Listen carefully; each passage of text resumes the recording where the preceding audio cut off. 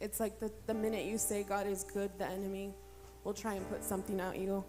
And he tries to feed you lies that God isn't good, but God is good. And maybe there's something that you're holding on to that you've carried for so long that you just need to let it go and let God take control of your life and make it the way he wants it to be.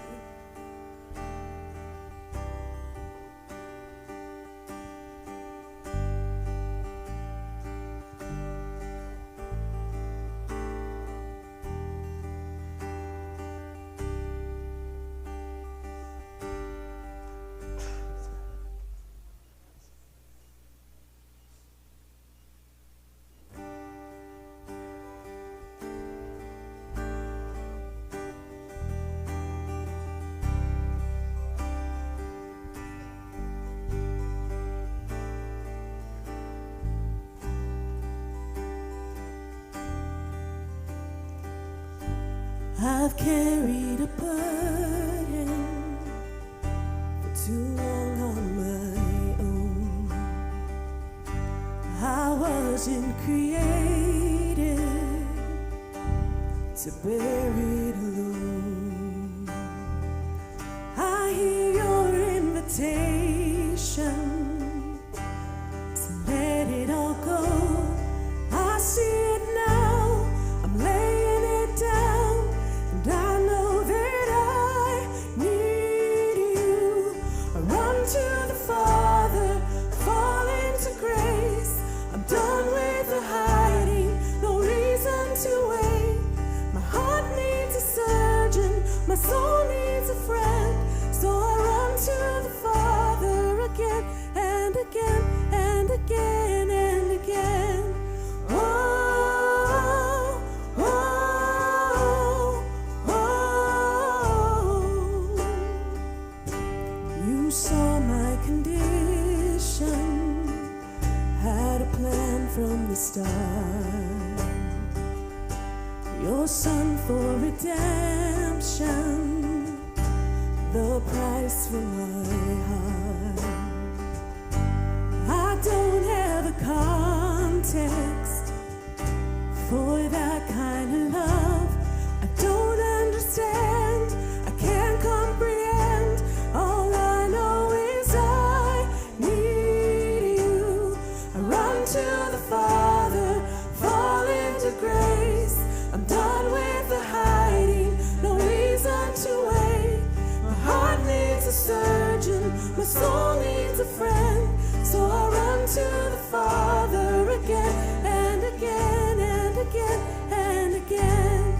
Oh, oh, oh.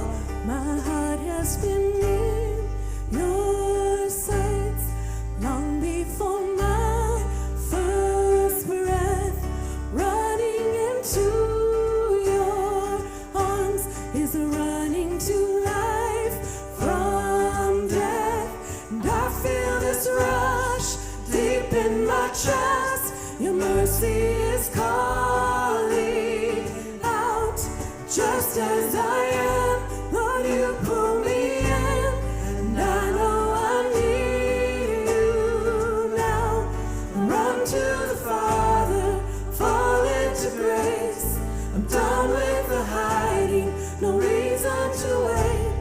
My heart needs a surgeon, my soul needs a friend. So I run to the Father again and again. I run to the Father, fall into grace. I'm done with the hiding, no reason to wait. My heart found a surgeon, my soul found a friend. So I run to the Father again and again and again and again. Oh, oh, oh.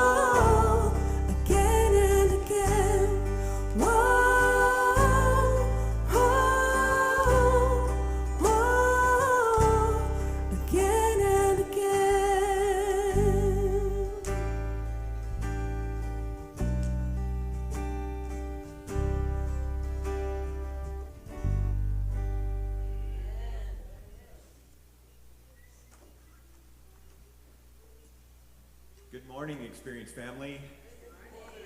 Welcome. Today, I get out here so I can actually see you, get away from those lights. Thank you so much for joining it. We've got a room full of people here at the Experience, and welcome to those of you that are worshiping with us online today. Thank you for taking time out of your Saturday morning to be here with us. Kids, I want to invite you to head off to your worship service now. Anybody that wants to go that's not as tall as me, head out those doors. Have fun in your classroom today. Hopefully you'll have some fun things to do and learn. We're learning about Jesus in the big room, and we want you kids to be learning about Jesus over there. I've got a whole list of things I need to go over as far as announcements go. So I want to make sure that I don't miss anything. Thank you for partnering with us. You're here giving us some of your time right now, but thank you for sharing some of your finances with us as well, paying tithes and offerings to the Experience. And it's so easy to do that online with our app. So thank you for those of you that are partnering with us in that way. And I mentioned our time. Thank you for those of you that are helping us in all of the different ministries we have going on. Just like everywhere else you see around town, Help Wanted, every sign that you read almost as you're driving around, we have our Help Wanted sign out as well. We need help in most of our ministry areas. So when you look around at everything that's going on here at the Experience, the kids ministry, a lot of you probably grabbed a coffee on your way in today. If you're sitting at home in your recliner and got your PJs on and you're worshiping with us, you're seeing that because we have volunteers that are here in the building that are helping to stream the service.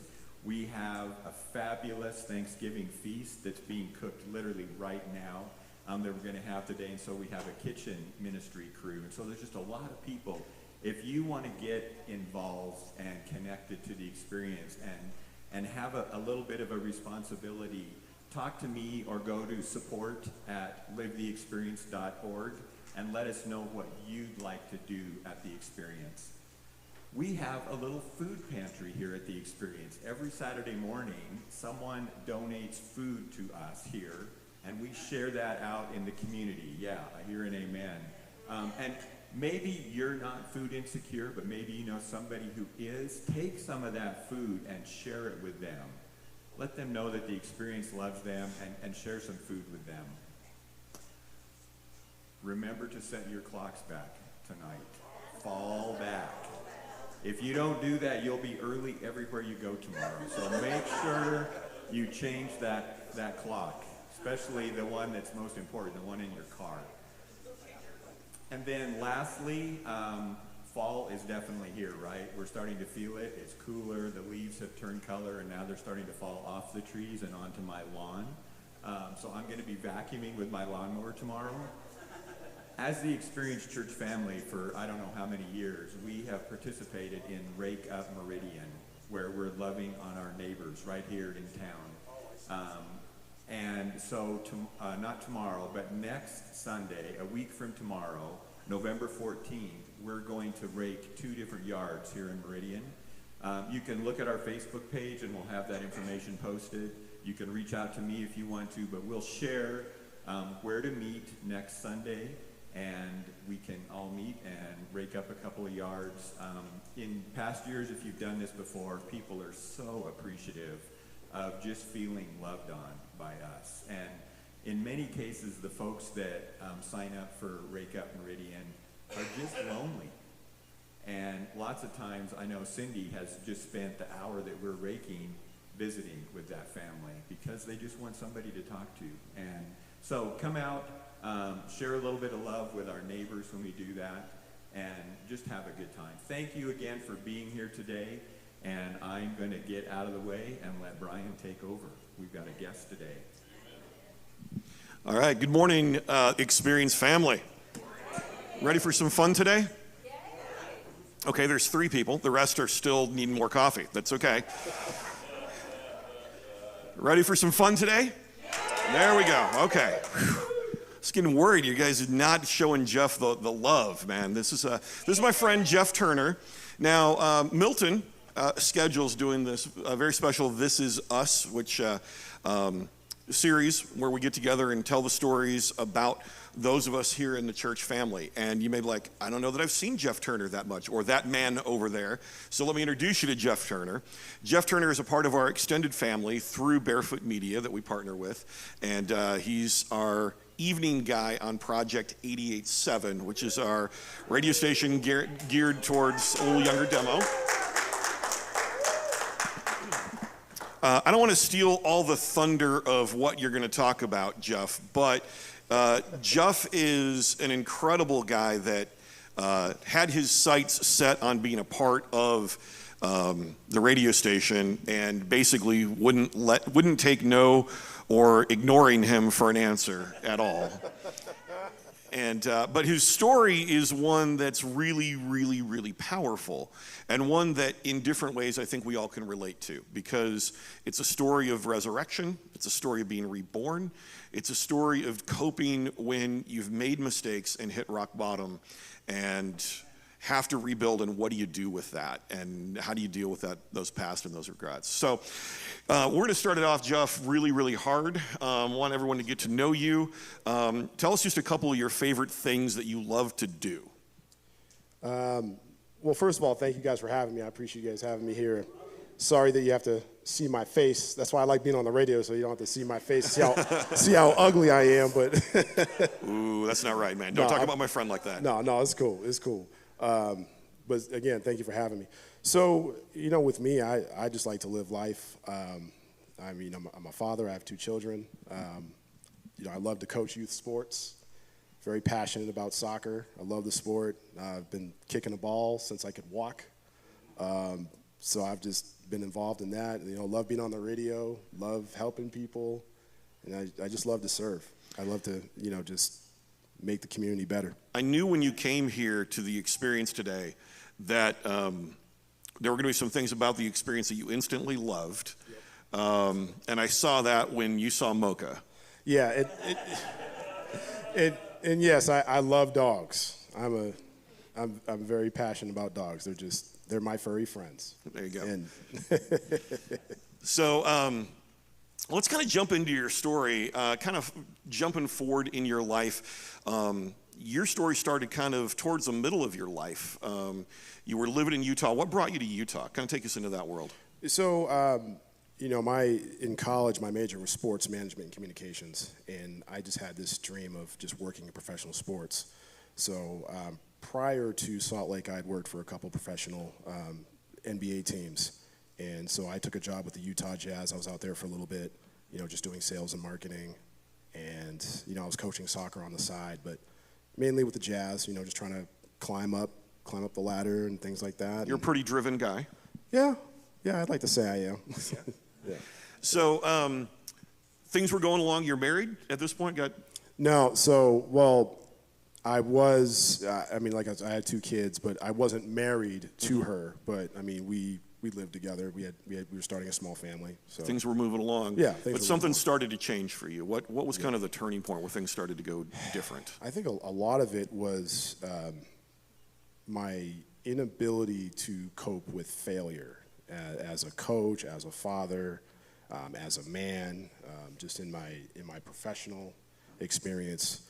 Just things not going the way that I wanted it to go. And for me, being a really driven person, I work hard, I go at it. I really want to achieve goals that I set for myself. And when those things weren't happening, I would take that really personal. And it would really affect me because I attached that to my self-worth, especially when you're looking at external things such as money, career, cars, material things.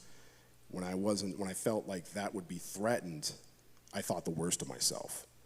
And unfortunately, the coping mechanism for that was to suppress it with drugs, alcohol, other mind-altering substances. What I know now is that if you fail to self-regulate, you'll self-medicate, and that's what I was doing. And it just led to a downward spiral, and it took me down. So there are things going on. What triggered? Was it professional life? Things weren't going as strong as you wanted, and so it started leading to it was in all circles. It was in all circles. I was a youth soccer coach, but I coached competitive soccer. So to some extent, the wins and losses matter. In my professional, working at the Jazz and working other organizations where, whether I failed to hit a goal or performance metrics, things like that, and if I lost my job, it would really sting. And then just being a father, being a man, because there was a time where I had lost my job, and then it took me a while to get another job.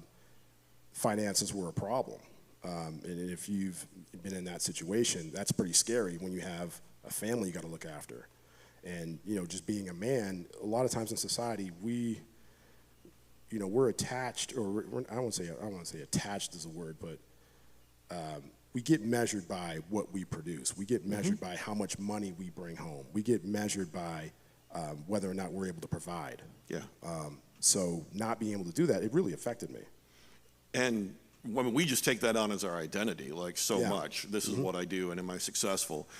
So what was your medication of choice? What kind of happened? What Yeah. started the process, or how did it grow? So I had I competed in martial arts, and I had a back injury, so I was taking prescription painkillers for that. But unfortunately, that became a mechanism to medicate, to self-medicate. And then from there, what had happened one time, I had a friend that knew that I had some prescription pills, some painkillers. He offered to buy some from me. And so I took advantage of that, because at that time, money was a little light, so I did it. So Yeah. I took up on the transaction. But then, just as I began to self-medicate, and as I began to slowly gravitate towards people that were, buying and selling prescription pills, I just started to slide further and further into that environment around people that, were addicted and needed things. And it's just like my world just started to slowly change as the more people I began to be around.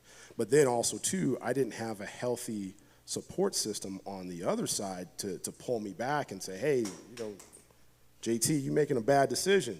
So I just slid further and further in that. And then, unfortunately, it turned into heroin. Just got introduced to that. And, obviously that was cheaper and it was more accessible. I didn't have to have a prescription from a doctor Right. to go get it. So, I just slid further and further into it. And then, if that wasn't available, because I was so used to self-medicating that way, but then when that wasn't available, I would find something else. It would be marijuana, it'd be alcohol. I needed something. But as I was spiraling into that, more and more failure became present. Because, I wasn't necessarily the best functioning addict, but it became something where I needed it more. So you're medicating the physical pain, you're medicating the emotional pain. It's now creating a spiral, which one thing is leading to the other, which is, so now I'm not as present for my kids, I'm not as connected with my girlfriend, my job's suffering, so that I'm self-medicating more, and then there's a physical pain, and so it's just creating this vicious loop that's spiraling downhill. How did your girlfriend react to all this? Did she see what was going on? She started to. Because that's just that life. You can't hide that. It starts to manifest itself. Physically, emotionally, and eventually, at some point, she started to question it, and the natural reaction for me at the time was to deny it. Of course. And so denial is a whole other thing that is a problem, especially when you're struggling with any type of addiction. Denial is a thing. So yeah, I went through the denial. I went through the you don't know what you're talking about. Then I would try to turn it on her, and you're judging me, and all this stuff. So just played that whole. She appreciated game. that too. That worked well, didn't it? No, no. It got to a point. It just got to the point where she just got tired of it, and she left. You know, she took our 2 children and relocated out here to Boise with her parents. So she moved from Utah up to Boise. Yeah. You're left in Utah. Yeah. Job still, or has the job ended? Well, that had ended. Okay. That had ended. So how are you providing for yourself? Well, I just got in the game. Unfortunately, I got in the game of buying, selling prescription drugs and selling heroin, things like that. Because I was trying to keep up an appearance, even though like I was struggling, my life was apart. But in my mind, I didn't realize how bad I was, and I was trying to keep up the appearance. So I just got involved with selling drugs. I think that's really powerful that you say that, keeping up the appearance, because everybody in this room is dealing with, has dealt with, and will deal with some type of coping mechanism to deal with whatever's going on in their life. And it's easy to sit back and go, I'd never do that. I'd never sell drugs. And you never thought you would have either. Like that was not something that ever would have crossed your mind. But we all keep up appearance, and we all cover our stuff, our addictions, our hangups, our sin, as the Christian world likes to call it, in really unique ways, and never get honest. Don't enter into having that support system like you talked about. None of that. So we play the same games in trying to front and go, no, I'm okay, when really if somebody opened the door, if we let somebody look through the window, inside it's pretty messed up. So you're trying to make things survive. You're in a spiral. Your family's left you. The job's over. What happened next? Take us on the journey. Well, so it just got to a point, as I said, I was sliding further and further into an environment I didn't feel that was good. And I started hanging around with more and more dangerous people, because as you get in the game, those are those type of people. They're there. There was one time I was with some people, and we were doing heroin, and I woke up in a dumpster in Ogden, Utah, and like I was just scared. That was probably, I'd say, the scariest part of my life, because it's like, man, like just, and I had like a good childhood. I'd say a decent childhood. I was an athlete, I had a lot of friends, things were good. And then to wake up in a dumpster, was really scary. And so for me at that point, it's like, all right, I need to get out of here, because this ain't gonna work.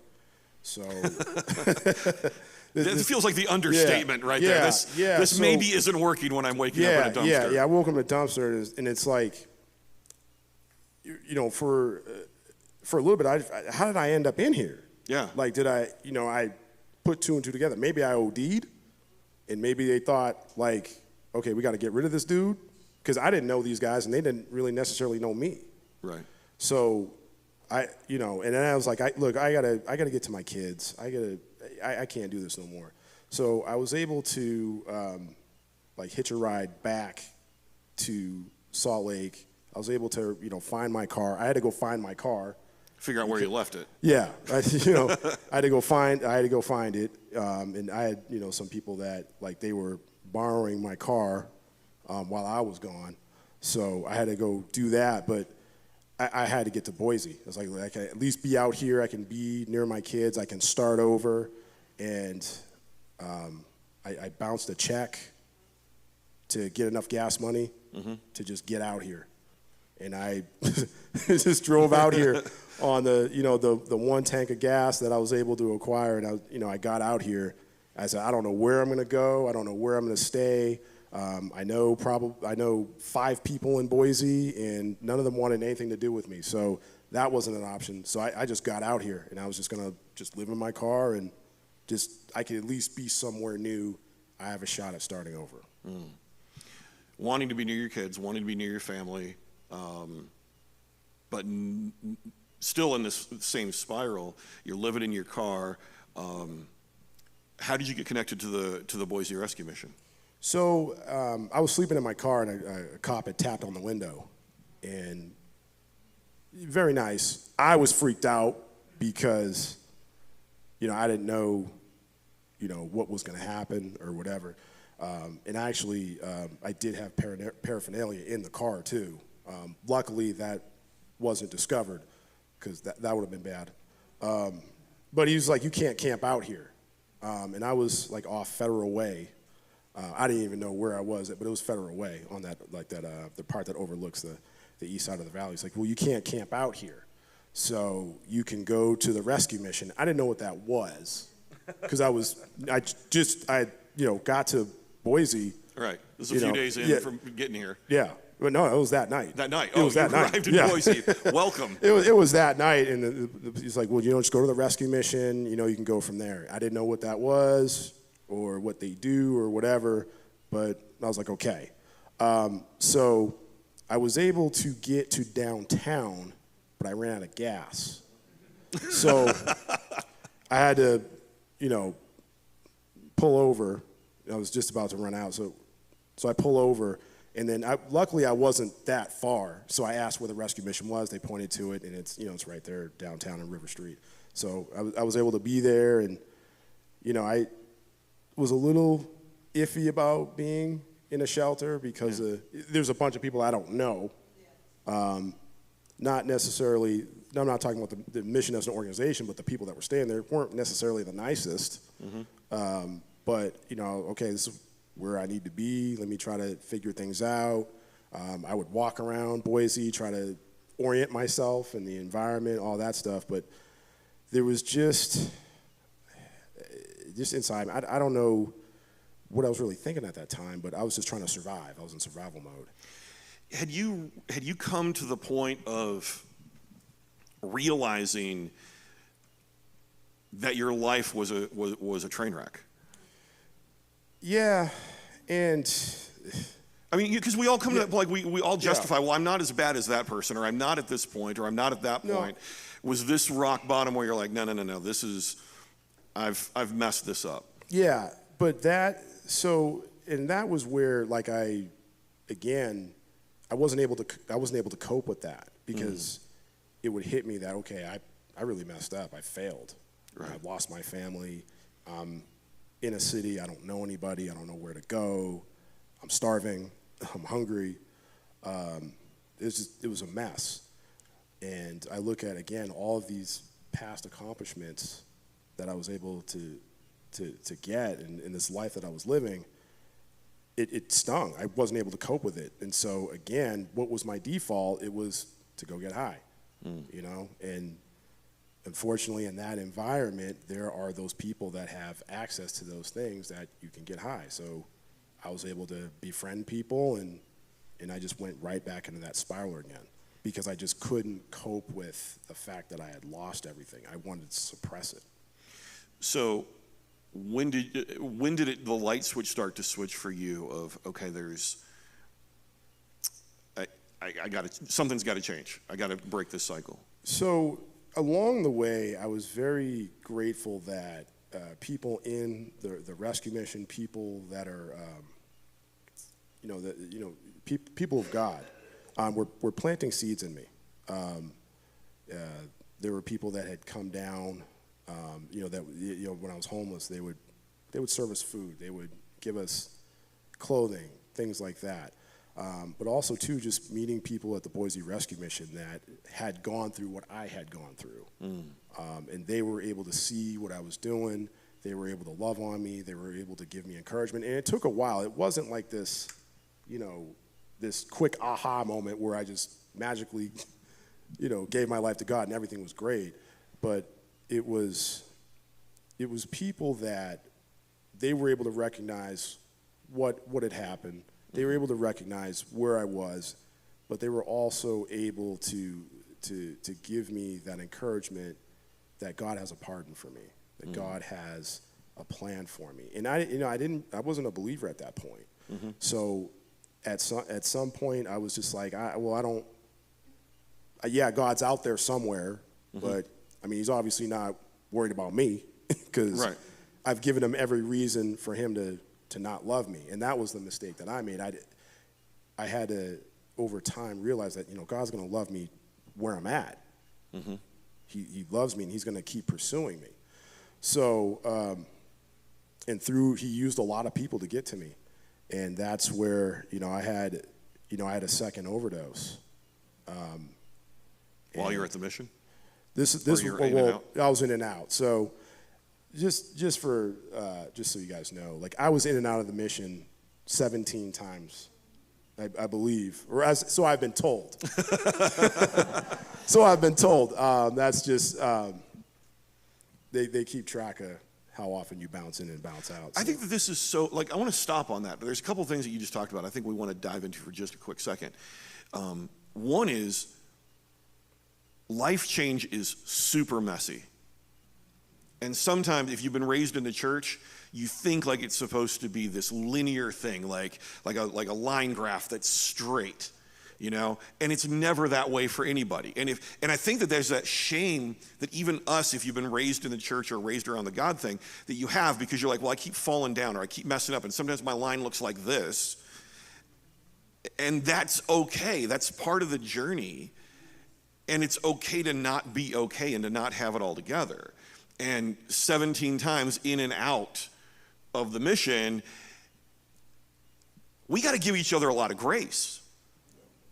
Well, I mean, they messed up 3 times. Yeah, so have you. Like, it's happened. And the other thing that I think is powerful is that you said it was these people that kept telling you their story, that they had been where you were and they weren't anymore. The Bible says that they overcame by the blood of the Lamb and the word of their, plural, testimony. I think there's powerfulness in our stories. I don't have a drug story. I don't care. Either you're in a journey with God and you've got a story and it may be a little like that, or you're at a place where God's looking at you just like you can see God pulling on Jeff this entire time, and he's saying to you, it's okay. I'm not worried about this. Come into this journey with me. That's powerful. Yeah, and I was afraid. I was really afraid because I knew at that point that it was going to take surrender, which was something I was just really unsure of. I didn't know necessarily what surrender meant. But again, people at the rescue mission were loving on me and saying, yes, this is okay. Yes, it's going to be scary at first, but it's going to be okay, and you'll see it along the way. And so from that point, I made a decision to join the New Life program at the Boise Rescue Mission. And at that point, it wasn't even like I could even walk in because my reputation wasn't good on the street. My reputation wasn't good with the mission. Again, I was in and out of there 17 times. So, how long was this? So the New Life program? The 17 times in and out. I'd say probably within the course of a year. So about a year from the first time you went into the mission to you join the New Life program. Yeah, probably a year and a half. I mean, I would be there, and then I would take off, come back, take off, come back, and I was just bouncing in and out. Yeah. It was at a point after that second overdose. It's like, okay, I gotta do this because I'm either gonna be dead or I'm gonna be in jail, and then also too that the failure of, okay, I came out here to be closer to my kids. That was my reason. Right. You know what I mean? And then she ain't having nothing to do with you. Yeah. Yeah. That's not happening. Yeah. And then also too, to add to this, like I was picked up by an undercover cop. And he had known me because there are some people from the Boise police that they still come down to the alley, and what I mean by the alley is that's Cooper Court where Tent City used to be. So I used to hang out down there, but I mean, this time where I had this second overdose, an undercover cop had recognized me. He found me. He had known me from the streets, and he brought me to the rescue mission. And he was another person that God had sent. It's like you didn't come here to just continue to do the same things you're doing. You came here to be with your kids. You came here to be a father. You came here to be someone special. And it was just at that point too, there was just so much fatigue physically and emotionally, where it's like, I can't do this no more. I can't run from my problems. Like, in as we know, just through our through your struggles, you're going to have a better opportunity, or things are going to be better if you learn to face your problems head on. And that's what I had to do. And I needed God's help with that. So that's where, at that point, I had to surrender and ask God to, like, help me face these problems. Help me address my ills.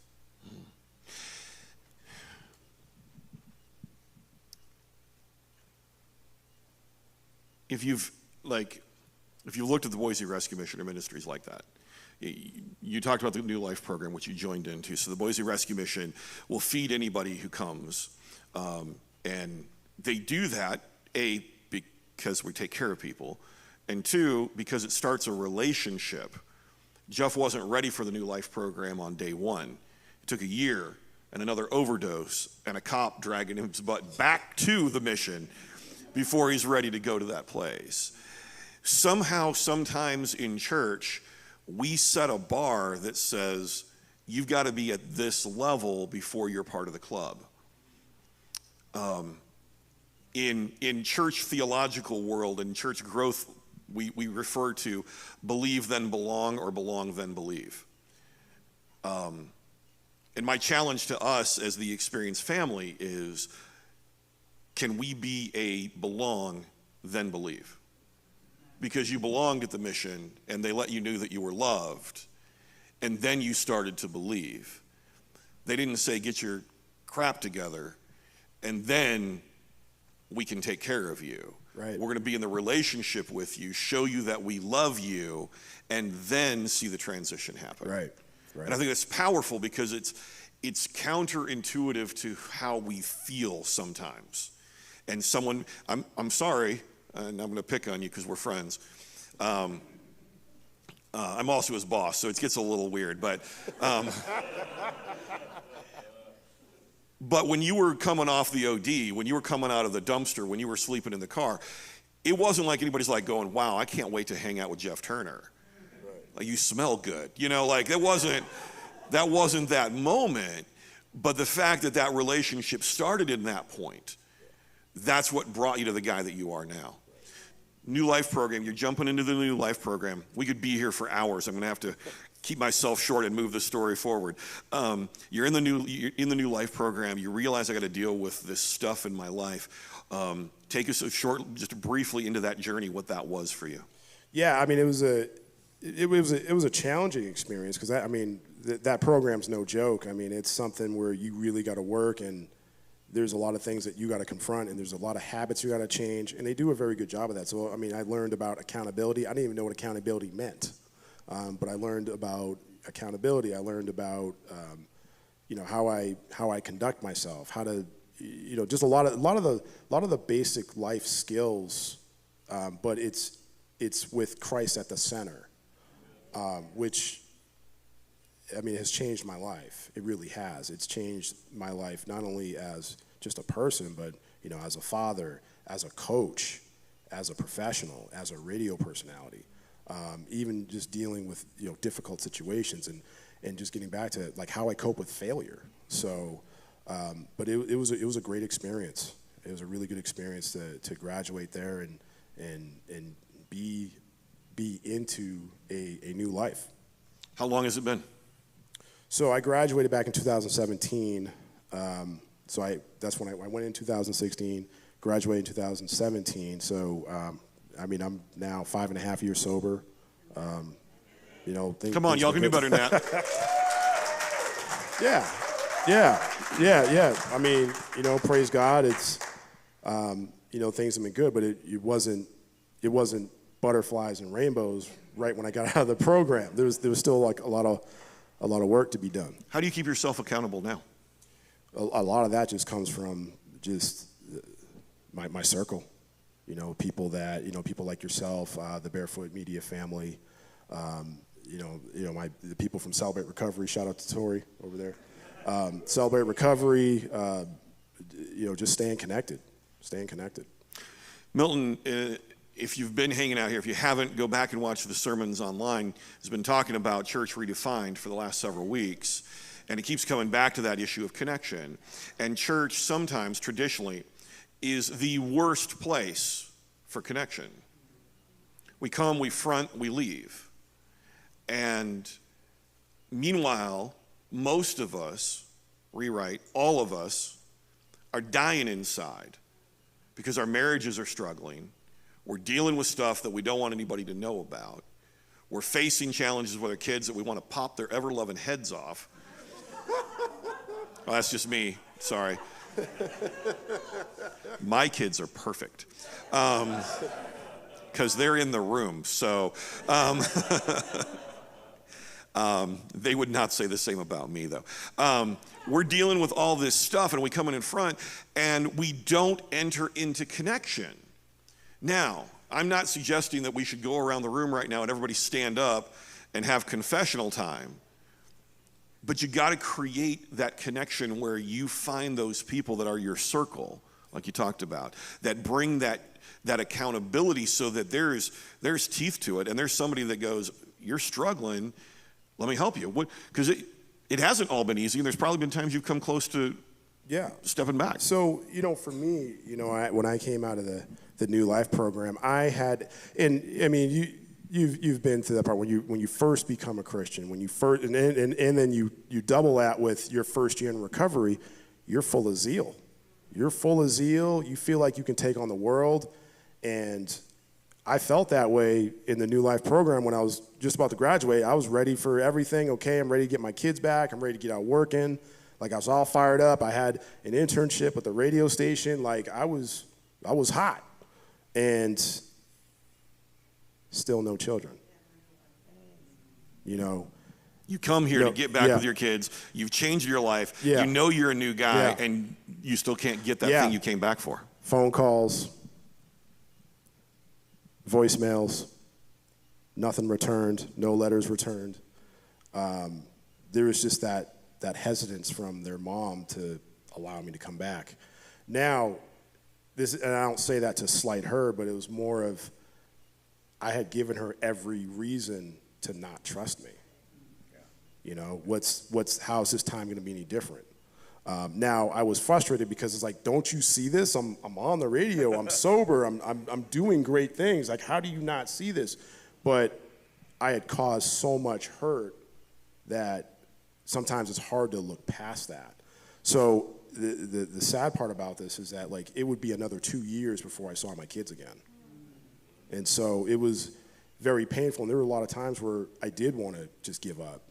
I thought to myself, I missed the bus. I'm too late. The damage has been done. I'm not going to see him again. But what I didn't know at that point, which I do now, is that God was preparing me in those the 3 total years. You got a year of the New Life program, but then 2 years after that, God was preparing me for that reunion. And then, when that reunion did happen, I was strong enough to be a father and be who God had called me to be. So that time, I'm grateful for that time. As painful as it was, I appreciate it. That's so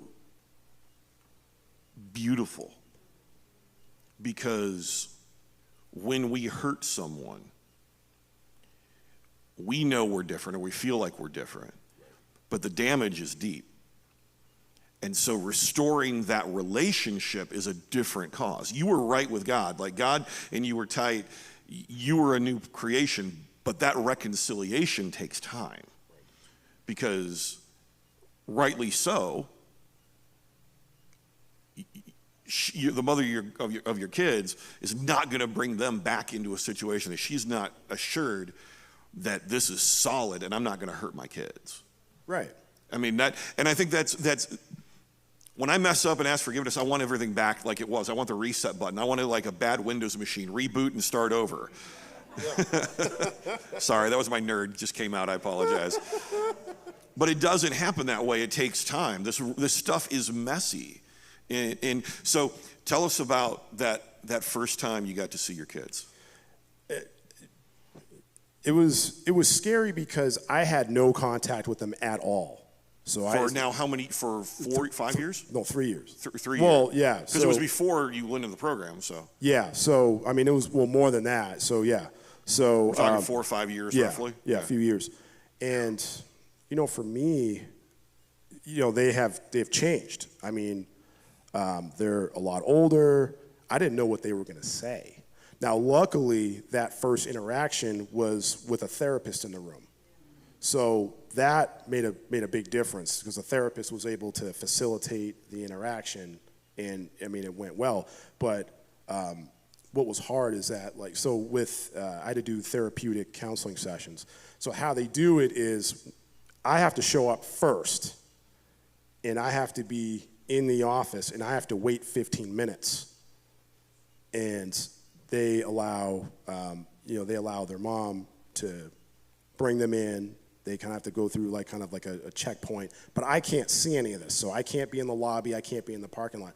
I have to be inside. So there was that 15 minutes where I had to wait, and that was probably the longest 15 minutes. It's like, I don't know what they're gonna look like. I don't know if they're gonna be upset with me. There's all these things, all these emotions. And they walked in and there was silence. But you're virtually a stranger to them. Yeah.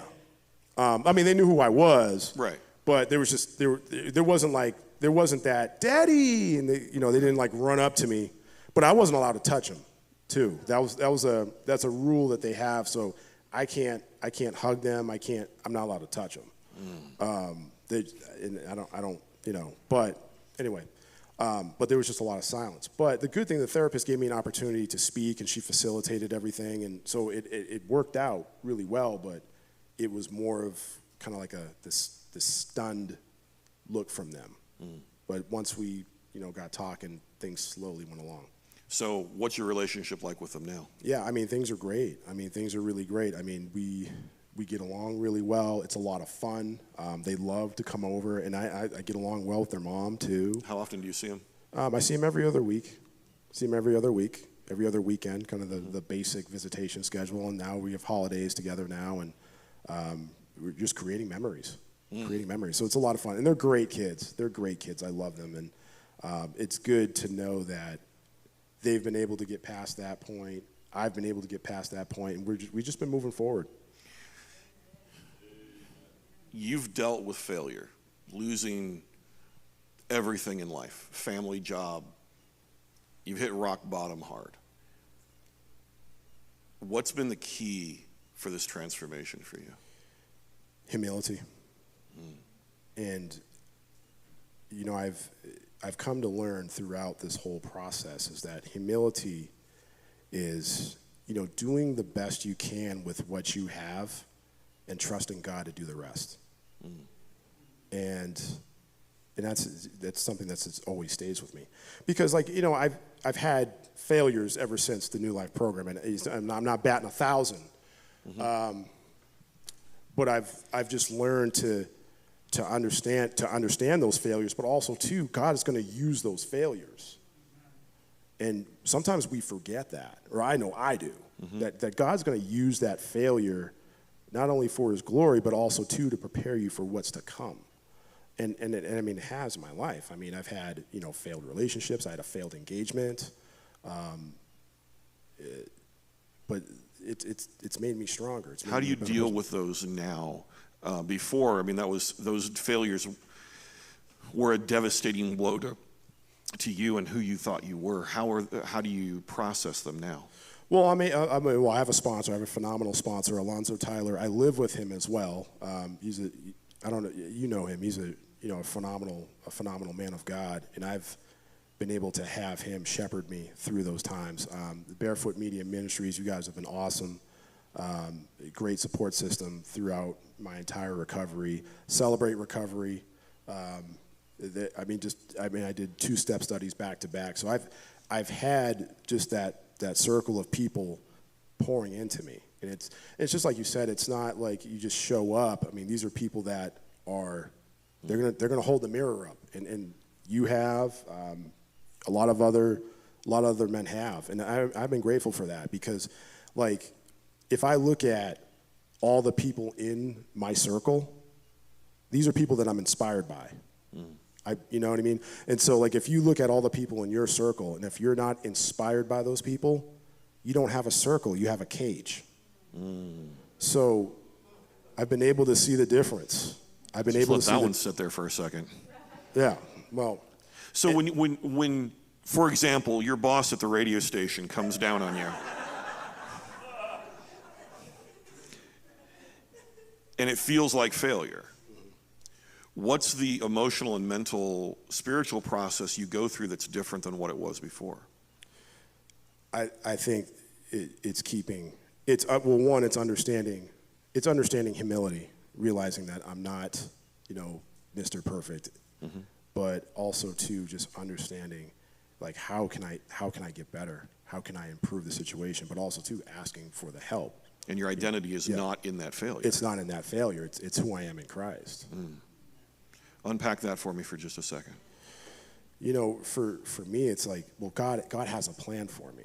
Like, He, and it's my calling to be a part of Barefoot Media. I was called to do it. I was willing to walk 3.5 miles to the College of Idaho, catch the 53 to CWI, catch that express bus to Boise State, and walk home. I mean, I was, and God protected me through Snowmageddon when I was going through all that. But this guy, we didn't know this at the time. They said, well, do you want an intern? Do you want Jeff to intern? We're like, yeah, that's cool, whatever. But we don't have the resources to drive to the other end of the valley to get him. So if you can provide a ride, they're like, oh yeah, we'll have somebody drop him off. That's what we were told. We were told someone was going to drop him off. So he just showed up at work, as people do. And so it was months later, we were actually doing an offsite up near the village, and something was said. We realized that he had hiked from Franklin up Eagle Road in the snow. This was like January of Snowmageddon. He'd hiked up to Dave and Buster's, which is where we were doing the offsite, because they got a meeting room thing. And we're like, well, we should get you a ride back, dude. That sucks. And it was later that we found out he'd been hiking from the College of Idaho to where our station is, which is 55 in Montana. So that was 3-4 miles that he was hiking in the snow to come do the internship that he was not being paid for, just for the record. And again, it was more for me, again, with humility. It's doing what I can with what I have. Okay, I didn't have a car, but I had 2 feet. I had a bus pass. So, and I trusted God with the rest. And it's been a blessing that I'm still here. I mean, I've been with the station for 5.5 years. What's next for Jeff Turner? What are your dreams for the future? Good question. Just for right now, I mean, to continue to serve, to continue to be with Barefoot, to continue to be, a great father, the type of, I want to be the type of man that my son wants to be, and the type of man that I want my daughter to end up with. So, yeah, thank you, and just continue to grow, continue to grow. I don't care what your story is, what your background is. I want to invite you to look at Jeff's story as an inspiration for your life, not as a spectacle of, oh, that's interesting, like you go to the zoo and stare at whatever through the glass and going, oh, that's interesting. I want to invite you to take this story in as inspiration for your story. And there's a lot of different stories within this room. There's a lot of different places where people are in this room. But I want you to know this. It doesn't matter what your backstory is, whether you are riding high or on the lowest of the low. When you face the reality of your life, whatever it is, when you face that challenge, it doesn't matter. Run to the Father. It doesn't matter. God says, I'm not worried about your past.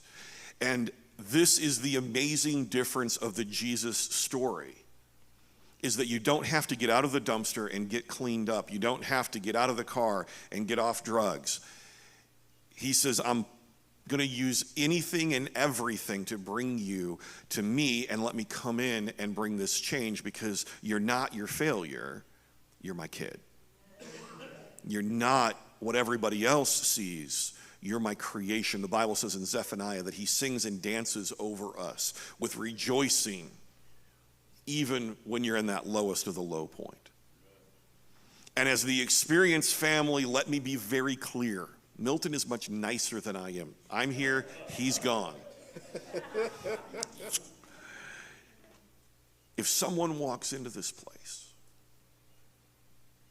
when someone walks into this place, they are walking in here with open wounds that you can't see. They may not smell bad, they may not look bad, but they're walking in this place with brokenness and hurt. And our job is to connect with them and love them and show them the grace of the Father that he can transform them in love, not with our agenda of you got to hit this mark and then you're in the club. You're in the club right now. You're loved. We're all broken and messed up people. Which is why I can say to you right now, I don't care your background and your story, but I say it again, run to the Father.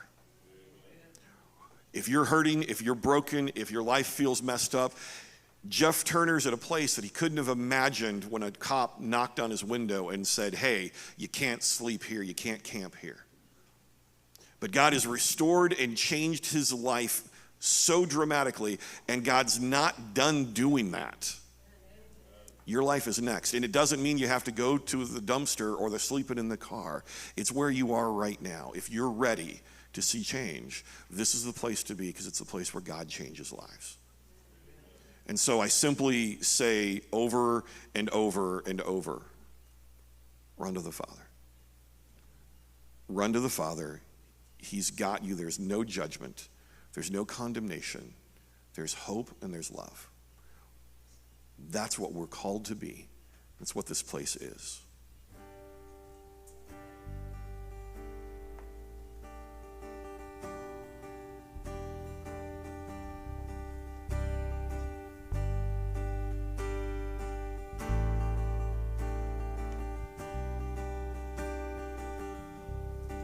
Run to the Father, fall into grace. I'm done with the hiding, no reason to wait. My heart needs a surgeon, my soul needs a friend. So I run to the Father again and again and again and again. Whoa, whoa, whoa. My heart has been in your sights long before my first breath. Running into your arms is running to life from death. And I feel this rush deep in my chest. Your mercy is calling out. Just as I am, Lord, you pull me in. And I know I need you now. I run to the Father, fall into grace. I'm done with the hiding, no reason to wait. My heart needs a surgeon, my soul needs a friend. So I run to the Father again and again. I run to the Father, fall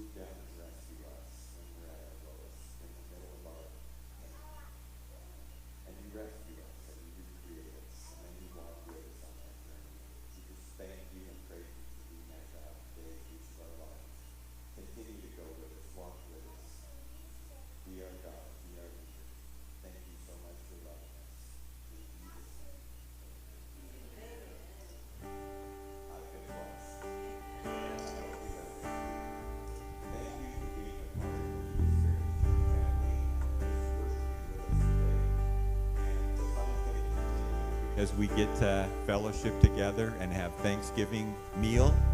So stick around. You're all invited. This is not potluck. This is the experience loving on us and providing us with a meal today. So stick around, have fun, get to know somebody new, and just enjoy your time together today. Thank you for being here.